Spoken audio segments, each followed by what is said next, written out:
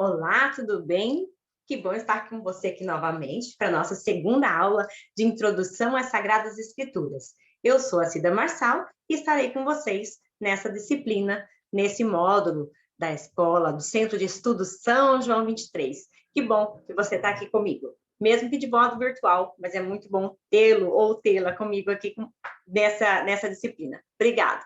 Vou pedir licença para você agora, para eu compartilhar com você uma telinha, tá? Só um minutinho. Vamos lá, vamos compartilhar uma telinha com você. Só um minuto. Vamos compartilhar aqui. Eu espero que você esteja vendo a minha telinha. Só um instantinho. Aí, agora sim. Pronto. Na última aula, na primeira aula, nós dissemos que a Bíblia ela é como uma linda colcha de retalhos. E você poderia ter pensado feito na sua cabeça uma imaginação de uma linda colcha de retalhos de várias formas. Então, você poderia ter pensado nesse formato de uma colcha de retalhos, ou, de repente, se você é artesã, você poderia ter pensado numa colcha de patchworks, que não deixa de ser retalhos, né? Mas um retalho mais elaborado, uma questão mais, né, de arte, né, mais artística e tudo mais, né? Mas, na verdade, a Bíblia é como essa colcha de retalho. Percebam que ela tem pedaços maiores, pedaços menores, pedaços mais estreitos, cores mais fortes, mais fracas, não tem uma simetria. Assim, as Sagradas Escrituras também. Os livros não são todos iguais, nem todos têm a mesma métrica, nem todos têm a mesma proporção de páginas, de letras, de palavras, enfim. A Bíblia é como essa colcha de retalhos. Ela é feita de várias pessoas, de vários modos, mas, como já foi falado na outra aula, ela é dividida, ela é costurada, perdão, ela é costurada com a linha do Espírito Santo, que une tudo isso e faz com que a Bíblia ela se torne essa nossa base da nossa fé, como nós já comentamos também na aula anterior. Então, agora, eu convido você a entrar em espírito de oração, porque nós somos uma escola teológica. Então, vamos entrar em espírito de oração, vamos pedir a Deus discernimento, sabedoria, luz para o nosso caminhar, para que nós possamos entender um pouco mais das Sagradas Escrituras. Vem comigo, cante comigo se você sabe, se você não sabe, ore comigo. Pela palavra de Deus, saberemos por onde andar. Ela é luz e verdade, precisamos acreditar. Pela palavra de Deus, saberemos por onde andar. Ela é luz e verdade, precisamos acreditar. Vinde, Espírito Santo, enchei os corações dos vossos fiéis e acendei neles o fogo do vosso amor. Enviai o vosso Espírito e tudo será criado, e renovareis a face da terra. Oremos. Deus que instruíste os corações dos vossos fiéis, com a luz do Espírito Santo, fazei que apreciemos retamente todas as coisas, segundo o mesmo Espírito, e gozemos sempre da sua consolação. Por Cristo Senhor nosso. Amém. Em nome do Pai, do Filho, do Espírito Santo. Amém. Vamos seguir a nossa aula, então, retomando, na aula anterior nós vimos as questões da tradição oral, que são questões de geração, nós vimos que foi escrito por pessoas, nós vimos que foram escritos em tempos diferentes, em situações diferentes, nós percebemos os materiais que foram escritos, são materiais diversos, materiais diferentes, cada um escrito na sua época, na época da história, em locais diferentes, em línguas diferentes, em gêneros literários diferentes, né? Isso nós vimos, porque a história foi contada ao longo de uma trajetória, ao longo da história do povo de Deus. Então, é necessário a gente estar atento a essas questões. Como nós já falamos, ela não caiu pronta do céu, ela foi construída ao longo de uma história, a história do povo de Deus. E para estudar essa Bíblia, seria necessário, se possível, que cada um tivesse sua própria Bíblia. Por quê? Porque é importante quando você estuda uma Bíblia que você anote algumas questões, que você grife algumas coisas que você acha importante, que você tenha isso sempre à sua mão. Então, se for possível, né? A gente sabe das limitações de cada um, mas se for possível, que cada um tenha a sua própria Bíblia. E a gente costuma dizer que a Bíblia é como a escova de dentes, né? A escova de dentes, cada um não tem a sua escova de dentes, a Bíblia também seria importantíssimo que cada um tivesse a sua, assim como a escova de dentes. E assim como a escova de dentes, quando seu filho já começa uma dentição, ele precisa de uma escova de dentes, assim também o seu filho precisaria também de uma Bíblia só para ele, quando ele começasse a entender um pouco das palavras de Deus, ou um pouco da palavra em si, um pouco da língua portuguesa mesmo, para ele começar a entender também a palavra de Deus, e anotar as coisas que ele acha importante. E nós, como adultos, também, né? Nós tivéssemos a nossa própria Bíblia, mesmo que seja marido e mulher, mas que cada um tivesse a sua própria Bíblia, para que fizesse essas anotações. Se possível. Se não for possível, então que tenha a mesma Bíblia, mas que tenha algum caderninho à parte, para que se anote essas questões e fique guardado na memória. Por que a gente fala anotar na Bíblia? É falta de respeito? Não, não é falta de respeito. É o contrário, é por respeito que nós anotamos na Bíblia, para que depois, numa outra situação, nós possamos lembrar o que significa aquilo ali. Tem muitas coisas que a gente não se lembra, mas se tiver escrito, aquilo facilitará a nossa memória. Então, é por isso que é necessário que a gente anote. Aqui nós vamos falar, então, a respeito da formação e da divisão da Bíblia. Nós já falamos isso na aula passada, vamos tomar rapidinho para poder seguir em frente. Então, alguns grupos de pessoas experimentaram essa vivência de Deus, a presença de Deus em sua vida. Eles foram guardados nas memórias, foram contadas as histórias, convivência das pessoas e das comunidades foram estabelecendo regras de convivência. E nessas regras de convivência surgiram leis que tiveram as suas origens e foram necessárias para que se vivesse em comunidade, para que se vivesse em sociedade. Hoje é mais fácil para a gente entender isso, né? Porque como nós estamos vivendo nessa questão de pandemia, então nós temos que imaginar assim, na época do povo de Deus, se não houvesse as leis para que eles seguissem, haveria muito mais doenças. Então, o que é que governava a vida desse povo? A Escritura, né? A lei de Deus. Então, eles colocavam como lei de Deus algo para que fosse cumprido e a vida do povo fosse preservada. Um exemplo. A lei de Deus não permite comer carne de porco. Um exemplo. Vocês imaginem um deserto, o povo caminhando num sol quente, num calor enorme. Se esse povo come carne de porco, morreria. Né, morreria, ia dar uma diarreia danada, esse povo acabaria morrendo. Então, em vista da preservação da vida, cria-se a lei para que a vida fosse preservada. Não é a carne em si que é o problema é preservar a vida. Por isso que são as questões de manter viva essa tradição de manter a vida. Sempre a Bíblia preserva a vida. O quarto, com a monarquia, os reis se organizavam em corte e haviam pessoas encarregadas de registrar as realizações dos reis. Com o passar da história das disciplinas, vocês vão perceber que nós temos vários textos contrapostos, vamos dizer assim. O rei fala uma coisa, o profeta fala outra coisa. Então, quem escreve, geralmente escreve aquilo que deseja. E quem não vê que aquilo está de acordo com a vontade de Deus, ele contrapõe. Porque, por exemplo, o rei, ele se dizia ser Deus, ser o filho de Deus. Então, ele pensava que ele podia fazer o que ele quisesse. Mas aí vem os profetas, e os profetas falam que não, que a vontade de Deus não é essa. Mas isso vocês vão ver lá em Profetismo com a professora Vânia, tá? Isso vocês vão ver lá com ela. Então, fiquem atentos que vocês vão ter essa disciplina só para essas questões específicas, tá bem? Então, vamos seguir em frente. A reflexão sobre a situação do povo e da vida vão destilando sabedoria e formando reflexões curtas, provérbios, salmos e tudo mais. Isso aqui também é igual nós estamos falando. Tudo a vivência do povo, elas vão construindo frases, construindo poemas, construindo histórias curtas.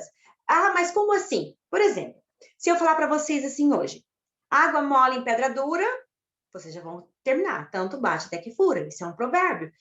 A gente não sabe muito bem de onde surgiu isso, mas isso veio com o passar do tempo até chegar até nós. Isso é uma sabedoria popular. Isso vem caminhando de nossos pais, nossos avós, bisavós, até chegar até nós. E isso também aconteceu no povo da Bíblia. Então, esses provérbios, esses salmos, essas histórias, elas vêm sendo trazidas para que esse povo caminhe de uma forma mais harmoniosa, para que o exemplo do passado sirva para o exemplo do presente e também para o exemplo do futuro, tá? Só que isso também, como eu já falei, essa questão desses livros sapienciais, vocês verão na aula da irmã Joyce L, tá bom? Isso é com ela, numa outra questão que vai ser mais abrangente, tá? Com a volta do exílio, depois vocês vão ver essa questão na história de Israel, que vocês vão ver lá com a Vânia também. Com a volta do exílio, as circunstâncias, elas mudaram também e obrigaram a definição, então, mais prezada da Bíblia para os judeus. Aí sim, a Torá, tá? Eles fazem a Torá, que a partir daí vai definir-se como judeu. O ponto forte de ser judeu é a Torá, que é a lei, tá? Uma vez espalhadas pelo mundo, não tem rei, não tem templo, e eles precisam de algo para se fixar, para se unir, e se unem através da lei.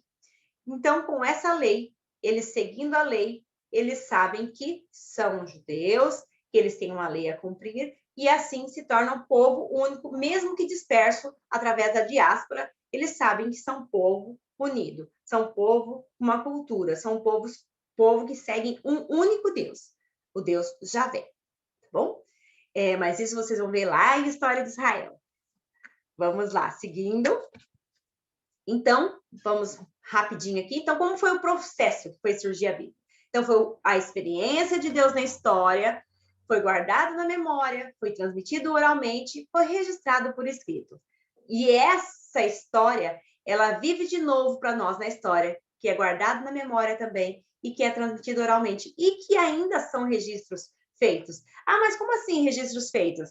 Gente, olha, nós percebemos inúmeros livros, inúmeros escritos que estão a respeito da palavra de Deus, a respeito da Bíblia. Nós temos, por exemplo, na nossa diocese, o Informativo Diocesano, que é uma fonte riquíssima também de conhecimento. Então, nossa vida, ela foi orientada pela Bíblia, ela é orientada pela Bíblia, e através da Bíblia, ela nos constrói e ela nos faz caminhar do mesmo processo. E através dela, nós também construímos o nosso presente e o nosso futuro. Sigamos em frente. Nós já falamos, né, que ela não foi escrita por uma só pessoa, foi por homens, não foi só uma língua. Esses slides eu vou deixar por vocês, tá, gente? Então, eu vou passar rapidinho aqui. É importante saber quem escreveu foram homens e mulheres, igual nós já falamos, né? Então, é preciso ter consciência de quem está escrevendo e falando, saber escolher o texto, que texto que é de Deus, que texto que não é de Deus, né? E aqui, que é que eles estavam querendo escrever? Na verdade, eles não sabiam que estavam escrevendo a palavra de Deus, eles só queriam prestar um serviço aos irmãos em nome de Deus, eles queriam guardar a sua memória, preservar a sua memória. Então, isso fazia parte deles, eles eram pessoas que faziam parte de uma comunidade, de um povo em formação, onde a fé em Deus e a prática da justiça é o que deveria prevalecer em torno da vida, sempre em proteção da vida, é isso que nós temos que lembrar. Tá? Sempre a proteção da vida. A Bíblia como um todo, se nós espremermos a Bíblia para sair uma única palavra, é vida. Jesus morreu por amor de nós para nos dar vida, vida plena, vida em abundância, né? Então, toda essa questão da Bíblia, da palavra de Deus, ela é para iluminar a nossa vida, para dar força para a nossa vida, para construir a nossa vida, sempre nessa questão da defesa da vida. Vamos lá? Deixa eu me tirar daqui de novo, ir para o cantinho. Ao chegar às passagens do Antigo Testamento, que mostram sua dificuldade devido ao fato de apresentar violência ou moralidade, a exortação explica que é necessário recordar que a revelação tem sua história na raiz. Essa exortação aqui, já vou passar para vocês, é uma exortação apostólica. Deixa eu ver aqui onde é que está. Evangelho Nuntiante. Deixa eu passar aqui. Aqui, Verbum Domini, desculpa. Essa exortação Verbum Domini é que fala que essas páginas difíceis da Bíblia, elas devem ser vistas à luz de Jesus Cristo. Aqui, ó. Verbum Domini é um documento, tá, gente? Então, a Igreja Católica encarou assim as chamadas passagens obscuras da Bíblia. Na Verbum Domini, as exortações apostólicas pós-sinodal sobre a vida e a palavra de Deus na missão da Igreja de 30 de setembro de 2011. Então, essa exortação é que ela fala que quando chegar nessas passagens do Antigo Testamento que mostram sua dificuldade devido ao fato de apresentar violência e imoralidade, ela explica que é necessário recordar a revelação divina tem suas raízes na história. É aquilo que nós já falamos também na aula anterior, né? Que por mais cruel que seja um fato que nós lermos na Bíblia, igual aquela questão do olho por olho, dente por dente, mas naquela ocasião, para aquela situação, aquilo representava uma questão de justiça, tá? Então, é aquela questão do anacronismo que nós havíamos falado. Nós não podemos julgar o povo de lá com o nosso pensamento de hoje, que por mais cruel que parecesse, para a época era uma questão de justiça, tá? E as páginas problemáticas da Bíblia, ela não precisa ser deixada de lado, né? Mas ela tem que ser compreendida dentro do seu contexto histórico e literário e à luz do Evangelho do Mandamento de Jesus Cristo. Nós já falamos também a respeito disso e nós temos que pensar sempre, se Jesus Cristo estivesse aqui, como ele leria essas páginas da Bíblia, né? Frei Carlos Mestres, ele diz o seguinte, ele fala assim, que primeiro, o primeiro texto bíblico que foi escrito foi a vida, né? Foi vivido. A experiência com Deus, ela foi vivida primeiro, né? Foi vivida essa experiência com Deus. Então, por isso, quando nós lemos a Bíblia, nos círculos bíblicos, nas nossas reuniões, nós colocamos a Bíblia no chão e na terra, porque foi dali que ela brotou. Então, é muito provável, quando vocês virem um texto, um círculo bíblico, ou fotos, ou vídeos de CBI, de séries e tudo mais, geralmente a Bíblia vai estar no chão. Não aqui, que aqui ainda está no cesto, né? Mas geralmente ela está aqui no chão. Aí você pode até achar assim, ai, nossa, mas que falta de respeito essa Bíblia no chão, né? Mas ela tem uma simbologia muito bonita. Ela é muito interessante, porque ela está ali no chão para nos recordar justamente isso, que a Bíblia, ela brotou do chão, brotou da terra, da vida do povo. E desse povo, ela volta para orientar a vida do nosso povo atual. Então, isso aqui, igual está escrito aqui, ó. Por isso, quando lemos a Bíblia nos círculos bíblicos, ou nas reuniões em grupo, ou tudo mais, nós só colocamos no chão, na terra, porque foi dali que ela brotou, da história de um povo que fez uma longa caminhada em busca de uma terra onde pode se viver em liberdade e plenitude. Isso aqui vocês vão ver também, mais para frente, em outra disciplina, né? A história de Abraão, que vai atrás da terra prometida. E é por essa questão da terra prometida que que Deus promete a Abraão, que a gente coloca, então, a Bíblia no chão da terra, onde nós fomos criados também. Que depois do exílio da Babilônia, que eles fazem a parte da criação, lá em Gênesis, se vocês vão ver também depois, que é escrito Gênesis, né? Que fala que o ser humano foi criado da terra, né? Então, toda essa questão da terra está ligada também com a Bíblia. O ser humano criado da terra, nós passamos no começo da quaresma, a quarta-feira de cinzas, onde fala que tu és pó e ao pó retornarás. Ele também nos lembra que nós somos da terra, que nós somos do pó. Então, quando vocês virem uma Bíblia no chão, em cima de uma colcha de retalhos, igual está aqui, né? Uma colcha de retalhos. Sempre essa colcha de retalhos, ela recorda isso, que é a construção de um povo, não de uma pessoa única, é a construção de um povo, e que a Bíblia, ela está na terra, porque ela é feita dessa história da terra de um povo que pisou num chão sagrado, que foi dado por Deus, e de nós todos, que somos também pó, e ao pó retornaremos. Bonita explicação, né? Carlos Mestres foi muito, muito sábio nessa explicação da terra. Então, as terras da história onde a Bíblia foi escrita são terras importantes. Sempre na questão de terra, nós vamos ver muita importância na Bíblia, tá? Então, a terra de Israel, ela se encontra no mundo, não isolada, né? Então, ela é geograficamente instalada num continente entre o Egito e a Mesopotâmia. É uma região que fica entre dois rios, o Tigre e o Eufrates. Por isso que ela é chamada Mesopotâmia. Mesopotâmia quer dizer entre rios, tá? Então, aqui, ó, rio Eufrates está aqui e o rio Tigre está aqui. Então, a região chama Mesopotâmia, tá? Aqui, ó, a região chama Mesopotâmia. Então, devido a essa geografia, a região é marcada pela irregularidade das chuvas, ventos, e lá pelos anos 1800, houve crises sociais e políticas muito grandes, e levou alguns semitas, entre eles Abraão, a sair de Ur para Arã, onde estabeleceu-se. Isso aqui também vocês vão ver lá em História de Israel, tá? Então, é só uma pincelada rapidinha para a gente dizer a importância da terra. Sempre na Bíblia, a importância da terra. Inclusive, até hoje, vocês podem ver que o grande conflito lá em Israel, lá nas terras onde nasceu Jesus, é por causa de terra, tá?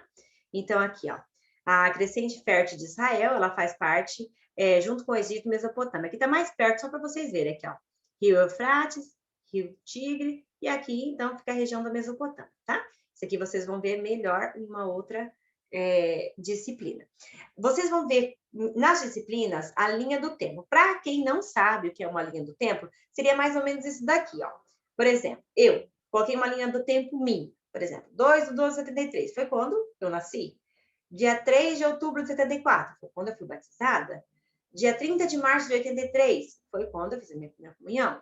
E em 1985, eu fui catequista. Eu não me recordo a data. Eu não me recordo que mês, eu não me recordo que ano. Eu me recordo o ano, né? O mês e o dia, não me recordo. Mas então foi mais ou menos isso daqui. E a minha crisma foi em abril de 1988. O dia eu não me recordo. Agora nós estamos falando, veja bem, de quanto tempo, né? Pouco tempo. Então, muitas coisas na Bíblia também são assim. Eles não se recordam dia, mês e ano. São datas aproximadas. E não se assustem, não fiquem nervosos, porque mesmo a data do nascimento de Jesus é uma data provável. Não é uma certeza que Jesus nasceu no ano zero, né? O ano zero é um marco provável. Há uma diferença ali para menos ou para mais, né? Então, não fiquem, meu Deus, mas então no ano zero não foi o ano que nasceu Jesus.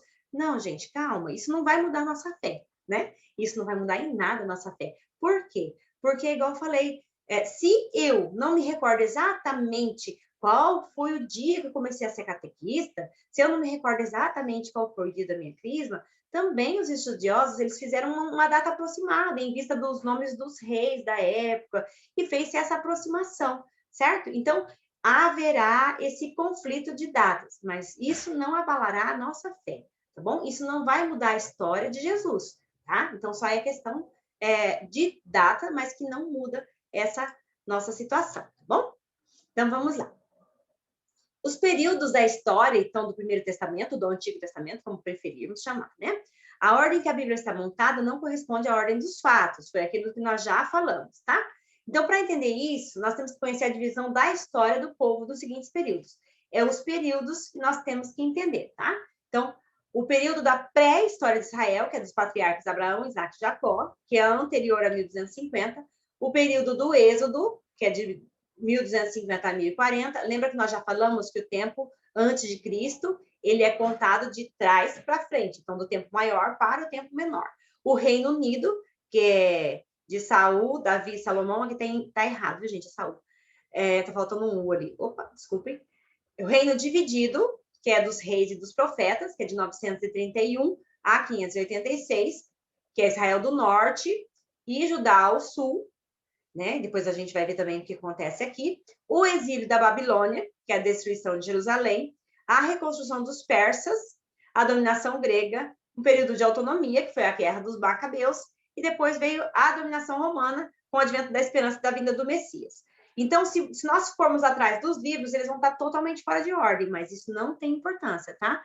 O que mais importa é a gente entender que as histórias foram construídas, elas foram compostas e estão em lugares de modo que seja compreendida, vamos dizer assim. Mas como assim? É igual eu já falei. Por exemplo, o Gênesis, do 1 ao 10, ele foi escrito bem depois, lá no exílio da Babilônia. Por quê? Porque eles estavam sofrendo lá no exílio da Babilônia. E aí eles começam a pensar por que é que eles estão sofrendo. E aí eles constroem a narrativa do Gênesis do 1 ao 10 para poder entender como é que veio esse sofrimento, por que é que veio esse sofrimento. Então, é uma construção para saber desse sofrimento do povo. Isso aqui é uma linha do tempo, que depois eu vou passar para vocês, tá? Para vocês entenderem, igual eu falei da minha linha do tempo, do Cida Nascimento, batismo, aqui também é dos patriarcas, ó. Patriarcas, a época do Egito, juízes, os reis, o judaísmo e a época de Jesus Cristo. Também é uma linha do tempo, tá? Mas vocês vão ter comigo e depois vocês vão ter também com o Frei Hildo Peronde, vocês vão ter essa linha do tempo bem detalhada, ele vai explicar para vocês os pormenores dessa linha do tempo, tá bom? Então, vamos lá. As terras onde a história da Bíblia foi vivida e escrita. São todas essas terras, a gente já ouviu falar, Jerusalém, Gaza, Damasco, Síria, Nínive, enfim, nós já ouvimos falar de muitas histórias a respeito dessas terras, né? E os nomes dados à terra de Israel no decorrer da história. É a mesma terra, a terra do mesmo povo, mas conforme foi andando a história, ela foi mudando de nome, tá? Então, em 1250 era a terra de Canaã, que foi antes da formação do povo de Israel, depois se transformou em terra prometida, terra santa, terra de Israel, Reino Unido, igual eu falei, reino que ainda era o Reino do Sul e o Reino do Norte, eram unidos, né? Depois veio o Reino do Norte, o Reino do Sul. Após a morte de Salomão, houve uma divisão do reinado, por isso passaram a ter 2 nomes. A Palestina, que foi na época de Jesus, e foi o nome dado pelos romanos, tá bom? Deixa eu só voltar aqui um pouquinho o slide, só para vocês compreenderem aquele Reino do Norte, aquele Reino do Sul. Aqui, ó, tá vendo? Nesse período, a história se dividiu. Então, ficou um reinado, que é o Reino do Norte, e outro reinado, que é o Reino do Sul. Mas durou pouco tempo, porque esse reino se dividiu por aqui, e aí continuou a história somente com o Reino do Sul, tá bom? Mas isso vocês vão ver depois em outra disciplina. Deixa eu ver aqui. Aqui, igual eu falei para vocês, né? Da linha do tempo, que vai ser mais próximo. Aqui que eu falei para você, ó, tá bem mais próximo aqui. Porque tá rompido aqui, ó. Então, nesse período, houve o cisma, que rompeu-se o Reino do Norte e Reino do Sul, mas nesse período aqui acabou esse reinado e continuou apenas esse outro reinado. Continuamos aqui com a linha do tempo até chegar em Jesus Cristo e assim segue mais adiante o Segundo Testamento. Então, aqui nós já falamos a respeito, né, da dominação grega, etc. O sentido religioso da Terra Prometida. Nós falamos do sentido geográfico, agora nós vamos falar do sentido religioso. O que é esse sentido religioso da Terra Prometida? Né? Então, agora eu vou convidar você a pegar sua Bíblia aí para a gente ler alguns desses versículos aqui, tá bom? Se você quiser se dar uma paradinha aí para a gente poder pegar, eu vou ler rapidinho e depois a gente volta para poder pegar algum texto aqui, tá bom? Se você quiser parar o seu vídeo e ler aí todos os textos, melhor ainda, que você vai ter uma compreensão melhor, tá bom? Como o vídeo aqui é curtinho, eu vou ler só um rapidão para a gente poder ter uma noção, tá? Então, ó, a Terra Santa, ela é herança que Deus tinha prometido a Abraão. Ela é herança que não se pode vender. Ela é doação de Deus. É terra partilhada, e se é de Deus, então é de todos, e todos têm direito à terra. Mas direito ao uso da terra e não à propriedade, pois a terra pertence somente a Deus. Veja Levítico 25, capítulo 25, versículo 23. Então, aqui, ó, vamos lá. Gênesis, capítulo 12, versículo 7. Como não tem citação de livro, quer dizer que continua o mesmo livro, tá? Então, Gênesis, capítulo 12, versículo 7. Gênesis, capítulo 13, versículo 15. Gênesis, capítulo 15, versículo 18. Gênesis, capítulo 17, versículo 8. Gênesis, capítulo 26, capítulo do 3 ao 5. Aqui, Juízes, capítulo 24, versículo do 2 ao 13. E aqui, Juízes, capítulo 1, versículo 3 ao 6. Perdão. Juízes, capítulo 1, capítulo 3, versículo 6. Vamos lá, então? Vamos procurar na nossa Bíblia uma dessas citações, tá? Só um minutinho, vamos procurar aqui. Vamos pegar, então, a nossa Bíblia. Eu convido você que faça a mesma coisa, né? Vamos pegar ali, então, Gênesis, o capítulo 12, o versículo 7. Pega a sua Bíblia aí, vamos comigo. Vamos ver como é que está na sua Bíblia, vamos ver como é que está na minha. 12, versículo 7. Javé apareceu a Abraão e lhe disse: eu lhe darei esta terra à sua descendência. Abraão construiu aí um altar a Javé que lhe havia aparecido. Então, é a história que Deus mostra a Javé, tá bom? Vamos ver, então, agora essa daqui que fala da propriedade. Levítico, capítulo 25, versículo 21. Levítico fica bem no comecinho da Bíblia também, tá? Gênesis, Êxodo, Levítico, e vem antes de Números, tá bom? Levítico 25, versículo 23. 25, versículo 23, vamos lá. A terra não poderá ser vendida para sempre, porque a terra me pertence, e vocês são para mim imigrantes e hóspedes. Por isso, em qualquer terra que vocês possuírem, consigam o direito de resgatar a terra, tá? Então, aqui fala do direito da terra e da questão da terra ser de Deus, o direito da terra ser de Deus, por isso não ser vendida, né? Isso vocês vão ver também mais à frente em outra disciplina, tá bom? Então, tá. Os idiomas bíblicos, quais idiomas que a Bíblia foi escrita? Então, a Bíblia foi escrita basicamente em hebraico, aramaico e grego. Vocês viram também na Semana Santa, que nós passamos, né, aqui em cima da cruz de Jesus, está escrita a palavra Inri, né? Que está escrita em hebraico, aramaico e grego, que quer dizer Jesus Nazareno, rei dos judeus. Estava escrito nas 3 línguas também, né? Então, são as mesmas línguas que estão escritas a Bíblia. Então, vamos lá. O Antigo Testamento, todos os protocanônicos foram escritos em hebraico. Protocanônicos quer dizer aqueles primeiros livros, tá? Com exceção desses livros que estão aqui, ó. Jeremias, Daniel, livros não, perdão. Com exceção desses textos, tá? Jeremias, Daniel, Esdras, que foram escritos em aramaico, tá? Esses foram escritos em aramaico. Os deuterocanônicos foram escritos em gregos. Deuterocanônicos são os livros que nós não temos nas Bíblias evangélicas. Isso nós vamos ver na próxima aula. O Novo Testamento, todos os livros foram escritos em grego. O aramaico é uma língua irmã do hebraico, tá? Então, ela é muito parecida na pronúncia, na escrita e tudo mais. É uma língua falada em vários estados arameus e tudo mais. É uma língua falada no comércio. E ali, ó, começou a ser falada pelo povo da Bíblia no tempo do exílio da Babilônia, por volta de 584 a.C., quando muitos judeus fora da própria terra começaram a falar a língua dos babilônios. Então, eles estavam em sua terra, eles falavam hebraico, mudaram da terra, começaram a falar o aramaico, tá? E o grego é mais conhecido de todas as línguas bíblicas porque é o mais próximo da nossa língua. Muitas palavras da língua portuguesa, elas vieram do grego, né? Então, só que na Bíblia é utilizado o grego koiné, que é como se fosse um português arcaico, tá? Então, o koiné é um grego clássico, tá bom? Então, a partir da dominação sobre Israel, começaram-se a usar as línguas gregas, que é de cultura helênica, e se impuseram em todo o domínio grego. Havia uma mistura de línguas por causa das sucessivas dominações ocorridas na região. Por isso, o povo falava aramaico em casa, usava o hebraico na liturgia e o grego no comércio e na política. Por essa razão, o grego bíblico conservou muitas palavras e locuções semíticas, ou seja, hebraicas e aramaicas. Para nós que moramos aqui em Moarama, e nessa nossa região, na nossa diocese, fica meio fácil de entender. Por exemplo, quando nós vamos ali no Paraguai, a gente percebe bem essa situação, né? Porque, por exemplo, quem é descendente mesmo da terra ali do Paraguai, em casa ele fala Guarani.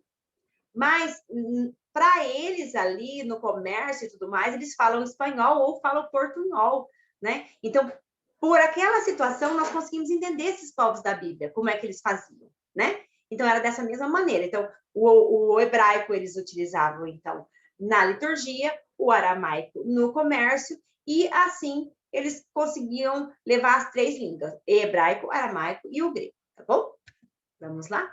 Aqui um gráfico para a gente poder entender mais ou menos de onde saiu. Deixa eu sair daqui, porque acho que eu estou atrapalhando alguma coisa. Aí, tá. Então, o hebraico faz parte das línguas semitas e foi a língua falada pelos judeus até o exílio da Babilônia, como nós já vimos, né? E depois do exílio da Babilônia, o hebraico continuou sendo falado e era usado também no culto, como nós já falamos também agora.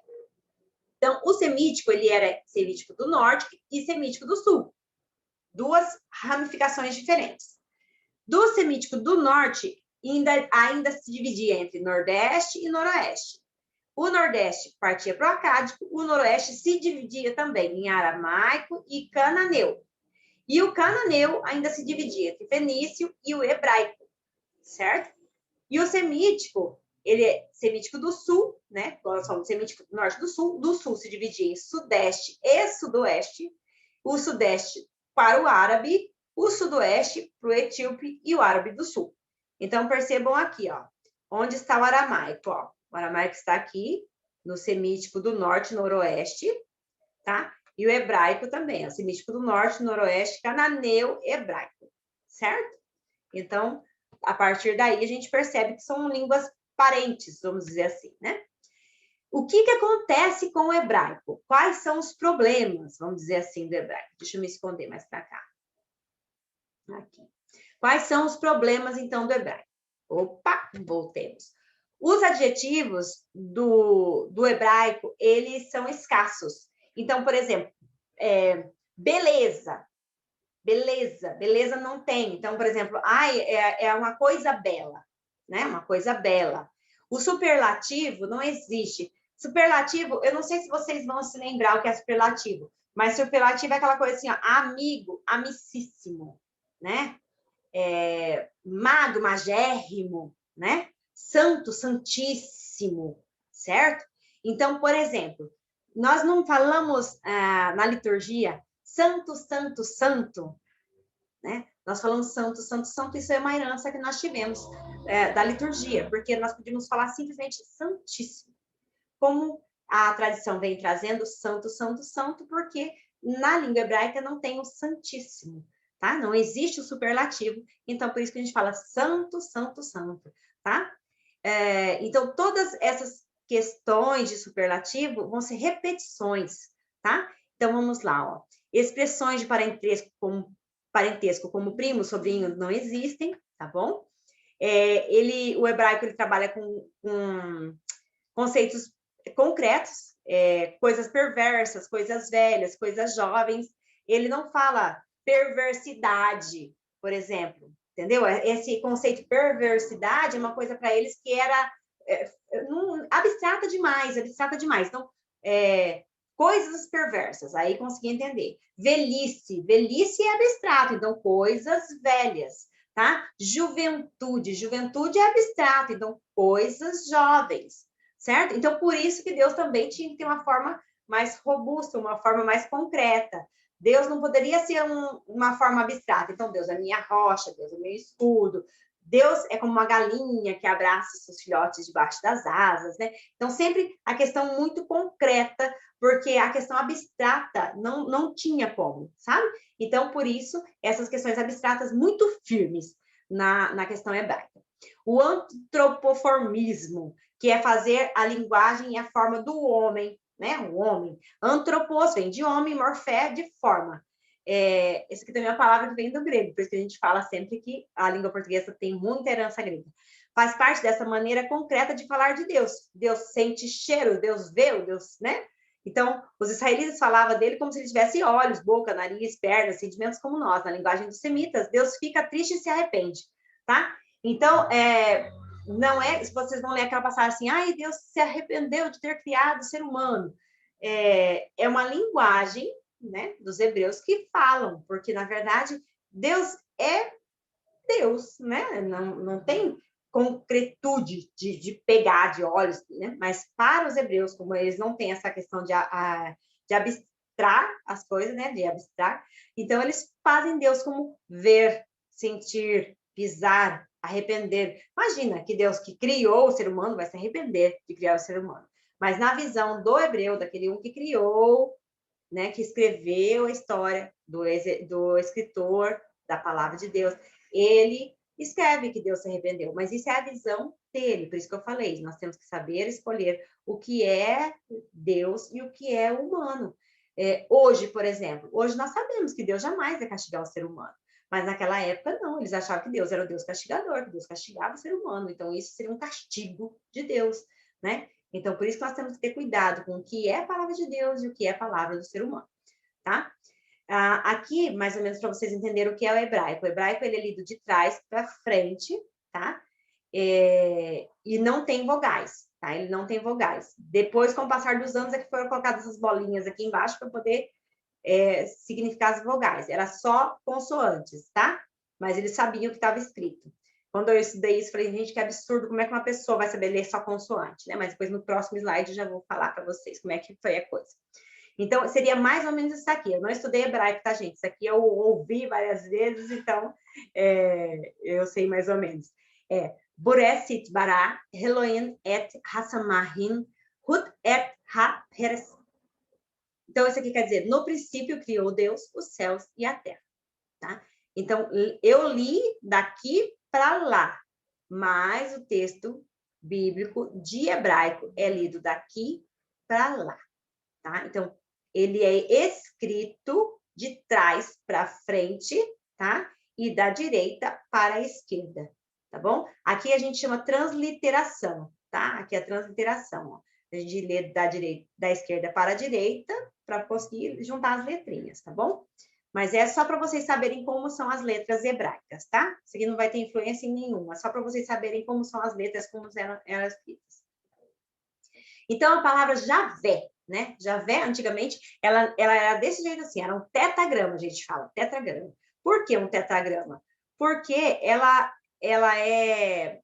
Não tem como você falar. É bem isso aqui, ó. YHWH. Como é que você lê um negócio desse? YHWH. Não tem som para nós na língua portuguesa, não tem sonoridade, porque H não tem som.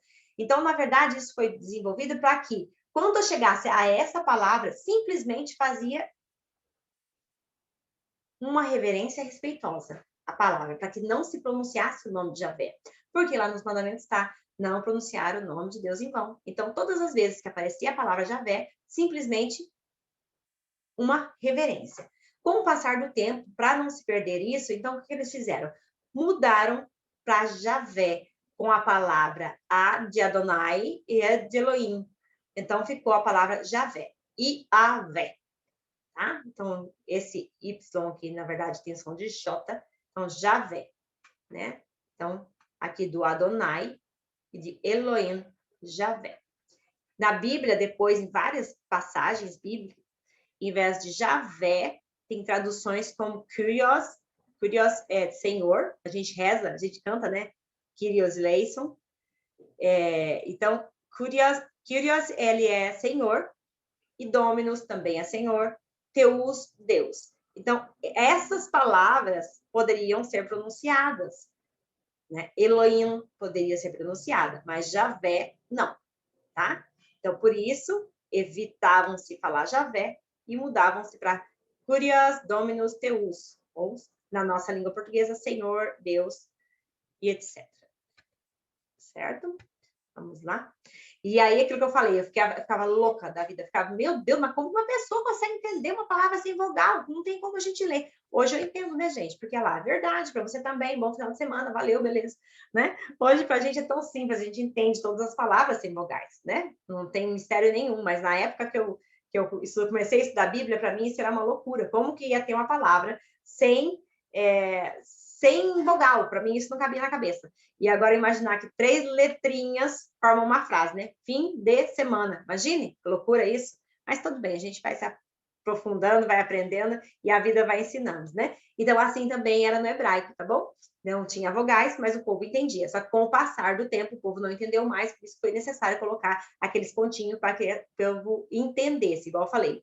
Era o hebraico, com o passar do tempo, foram para o exílio da Babilônia, lá começaram a falar aramaico, começa a perder a memória e foi necessário, então, acrescentar as vogais para que não se perdesse a cultura. Bom, as traduções da Bíblia. O hebraico para o grego, que foi a Septuaginta porque foi uma tradução de mais 70 sábios, em torno de 72 sábios, que traduziram essa tradução. Foi a mais importante, a mais antiga e importante tradução da Bíblia, que é do hebraico para o grego, tá? Ela é chamada 70, a abreviação dela é esse aqui, ó, algarismo romano, LXX, que é 70 em algarismo romano, tá bom?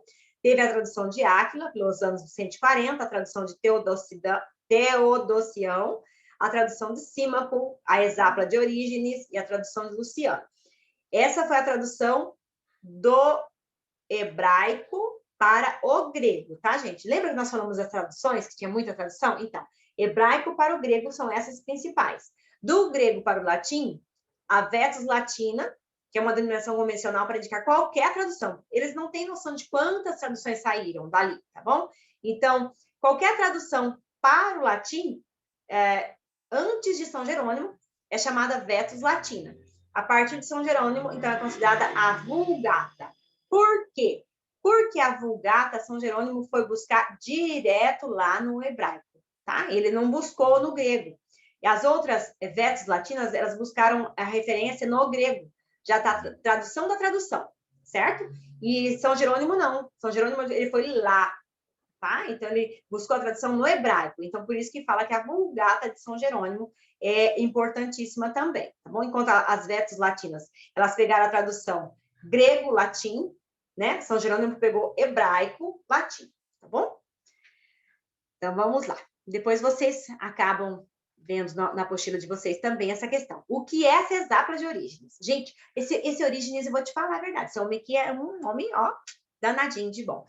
Vocês imaginam, naquela época não tinha computador, tudo era escrito na mãozinha. Vocês imaginam a criatura, olha que capacidade da pessoa. Ele fez 6 colunas, por isso que é Exapla, né? O Brasil é hexa, né? O hexa. Hexa, ou rumo ao hexa, né? Rumo ao hexa 6, né? Então, ó, hexapla, quer dizer 6, tá bom? 6 colunas. O que ele fez? Olha só. Ele começou a escrever a Bíblia em 6 colunas. Na verdade, ele conseguiu, tá? Então, na metade do século III, ele fez uma Bíblia em 6 colunas. Deu 50 volumes, 6.000 folhas. Então, ele fez na primeira coluna o texto hebraico com caracteres hebraicos, que é aquele que eu te mostrei, que eu mostrei para vocês que começa de trás para frente, aqueles caracteres lá. Imagine só, escrito uma Bíblia todinha naqueles caracteres. A segunda, ele fez a Bíblia toda com texto hebraico, escrito em caracteres gregos. Vocês lembram da segunda linha lá, que estava em caracteres em português? Ele fez daquele jeito, mas com caracteres grego, né? Então, do jeito que eu li ali em hebraico, mas com as letras em português, ele fez com as letras em grego. A terceira coluna dele, ele pôs o texto de Áquila. Na quarta coluna, ele pôs o texto de Símaco. Na quinta coluna, ele fez a Septuaginta, revisado por ele. Ele não fez a Septuaginta do jeito que estava, não. Ele fez a Septuaginta revisado por ele mesmo. E na sexta coluna, ele fez o texto de Teocidão. Então, vocês imaginam naquela época uma pessoa escrever tudo isso à mão. Então, era isso daqui, gente, ó. As colunas deles era mais ou menos isso, tá bom? Toda uma Bíblia escrita dessa forma, em colunas, de forma a poder comparar as traduções. A Vulgata de São Jerônimo, que foi a tradução do hebraico para o latim, era mais ou menos isso. Nós já falamos na aula anterior, nós já mostramos uma folha para vocês verem, né? Essa daqui. E aí nós vamos agora partir para a divisão, como nós conhecemos hoje, né? A divisão da Bíblia como nós conhecemos hoje. Porque ela surgiu, mas não surgiu já assim, certinho, capítulo, versículo.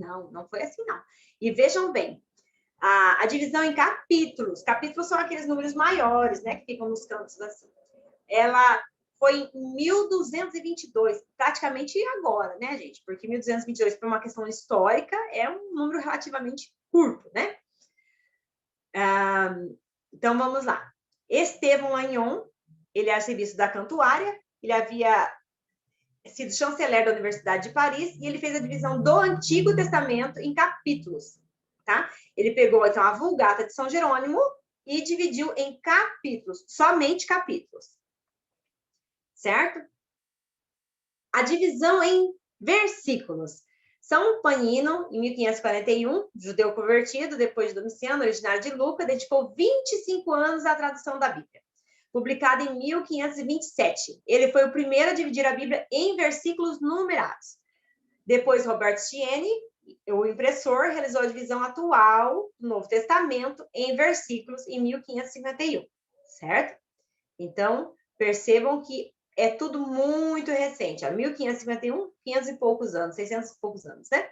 A primeira Bíblia impressa, que incluiu totalmente a divisão de capítulos e versículos, foi a chamada Bíblia de Genebra, em 1560, como nós já vimos na aula anterior, né? Então, foi a Bíblia de Genebra, que foi a primeira que teve capítulos e versículos. E em 1592, o Papa Clemente mandou publicar uma nova versão de Bíblia em latim, para o uso oficial da Igreja Católica, e nela incluiu, então, a divisão atual de capítulos e versículos. Assim, no final do século XVI, os judeus, protestantes, católicos haviam aceitado a divisão em capítulos introduzidos por Stephen Langton e a sua subdivisão em versículos introduzidos por Robert Estienne. Então, veja bem, olha aqui, ó, Stephen Langton, 1226, né? E no final do século XVI é que foi a subdivisão de versículos foi aceita, essa daqui, ou seja, 1555. Mais de 300 anos é que foi aceita definitivamente essa divisão da Bíblia em capítulos e versículos. Tudo muito recente, se nós levarmos em consideração a história do nosso país, né? Do nosso país, não, do nosso mundo. E então, para a próxima aula, nós veremos quais são as diferenças do cânon bíblico. Por que algumas Bíblias têm diferença de números de livros? Até a próxima aula. Fiquem com Deus. Bons estudos.